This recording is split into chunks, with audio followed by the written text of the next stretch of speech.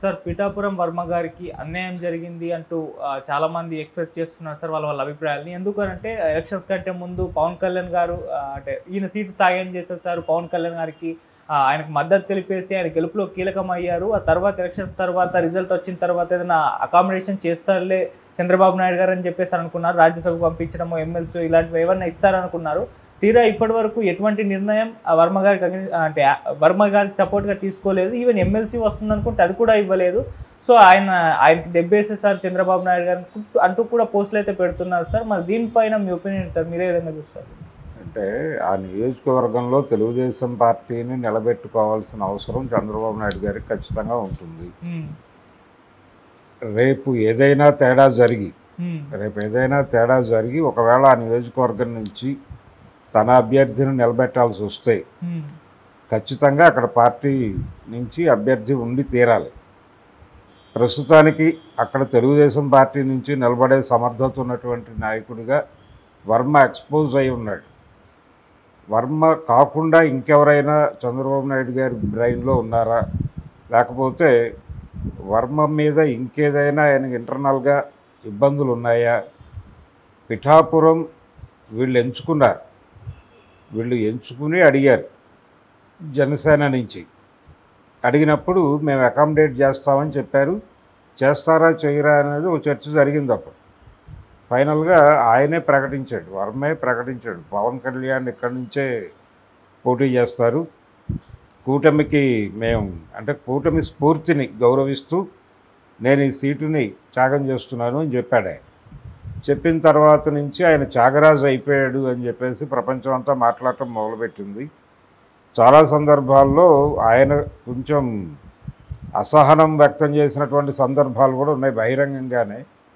కానీ దానికి వివరణ ఇచ్చుకున్నాడు. తర్వాత వివరణ ఇచ్చి అలాంటిదేం లేదు అని చెప్పి, అంటే జనరల్గా పనులు అనే విషయం మీద కొంత నేను అసహనానికి గురైన మాట వాస్తవమే. కానీ పొలిటికల్ లైన్ పట్ల నాకేమీ భేదాభిప్రాయాలు లేవు అనే పద్ధతిలో మాట్లాడాడు. పవన్ కళ్యాణ్ పిఠాపురం వెళ్ళినప్పుడల్లా వీళ్ళిద్దరూ కలిసే కూర్చుని మీడియాని అడ్రస్ చేయడం కానీ మరో కార్యక్రమం కానీ ఇద్దరు కలిసే చేస్తున్నారు. వర్మలో జనసేన పట్ల కానీ పవన్ కళ్యాణ్ పట్ల కానీ ఏ రకమైన వ్యతిరేకత లేదు.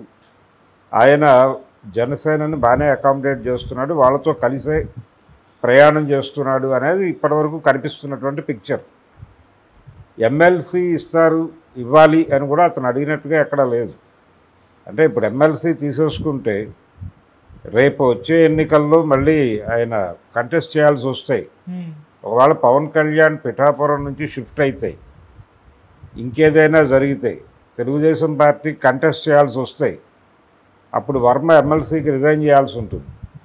ఒకవేళ ఆ ఉద్దేశంతో వర్మను అలా రిజర్వ్ చేసి ఉంచారా అనేది ఒక డౌట్. అందుకని ఎమ్మెల్సీగా ఆయన్ని ఎమ్మెల్సీ చేయటం వలన ఆయన కొత్తగా ఒరిగేది కూడా ఏమీ లేదు. కాకపోతే ఆయన కూడా అమరావతి సమావేశాలకు వెళుతూ ఉంటాడు అంతే. అంతకు మించి యాక్చువల్గా ఎమ్మెల్యే కావాల్సిన వ్యక్తి ఆయన.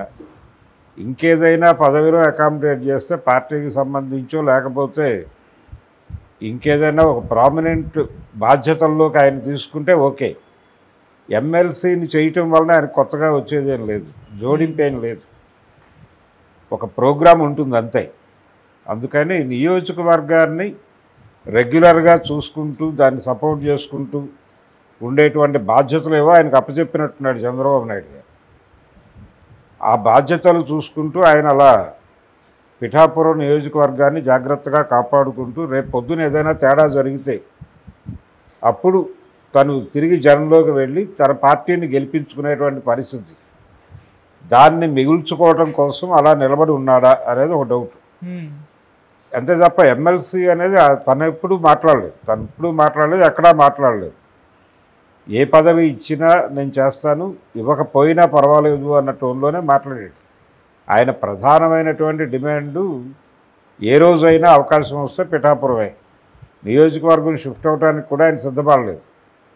ఇదే నాకు తగిన నియోజకవర్గం, ఇక్కడే నేను పనిచేశాను, అయితే తాను చేసినటువంటి కార్యక్రమాల ఫలితాన్ని పవన్ కళ్యాణ్ అనుభవించాడు అని ఒక దశలో ఆయన మనసులోంచి ఒక మాట బయటకు వచ్చింది. బయటకు వచ్చింది కానీ అది అక్కడ వరకే పరిమితమయ్యాడు. అంతకు మించి రచ్చ చేయాలని అనుకోలేదు అతను. ఇలా ప్రతి సందర్భంలోనూ వర్మ న్యూస్ అవుతున్నాడు. వర్మ న్యూస్ ఎందుకు అవుతున్నాడు అంటే పవన్ కళ్యాణ్కి ఆ సీటు త్యాగం చేశాడు కాబట్టి ఆయన జీవితం త్యాగరాజుగా మిగిలిపోతుందా అనేది ప్రపంచం అంతా మాట్లాడుతోంది. కానీ ఆయన ఇంకేదైనా పార్టీ నుంచి లబ్ధి పొందుతూ ఉండుండొచ్చు, అది ప్రపంచానికి తెలిసి ఉండకపోవచ్చు. ఎందుకు మౌనంగా ఉంటున్నాడు అనేది కూడా చూడాలి. ఆయన ఏమీ అంత మౌనంగా ఉండే మనిషి ఏం కాదు, మౌనమునేం కాదు, మాట్లాడటం తెలిసినవాడు, యాక్టివ్ పర్సను. ఆయన తనకు సంబంధించిన ఏదైనా సమస్య ఉంటే నేరుగా ప్రపంచం దృష్టికి ఎలా తీసుకెళ్లాలో ఆయనకు తెలుసు.